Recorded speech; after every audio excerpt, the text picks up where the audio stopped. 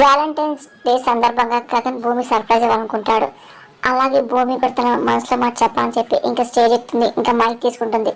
అసలు భూమి ఏం చెప్దాం అనుకుంటుంది అని చెప్పి గగన్ చాలా ఆటంగా చూస్తూ ఉంటాడు. అందరికీ నమస్కారం, నా పేరు భూమి. ప్రేమించడానికి నాకు అమ్మ లేదు. మా అమ్మ ఫ్యాక్టరీ ఫైర్ యాక్సిడెంట్ చనిపోతూ నన్ను ఒక బొమ్మలో పెట్టి నన్ను బయటికి విసిరేసింది. అప్పుడు ఒక చిన్న బాబు వచ్చి అప్పుడప్పుడు నన్ను కాపాడాడు అని గగన్ చూస్తూ భూమి చెప్తూ ఉంటుంది. గగన్ ఇంకా అయోమయంలో ఉంటాడు.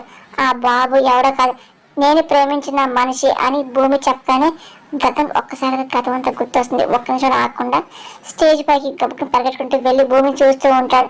అంటే ఆ పాప నువ్వేనా అని చెప్పి గగన్ ఇంకా చేతులు పట్టుకొని ఇంకా చూస్తూ సైకిల్ చేస్తూ ఉంటాడు.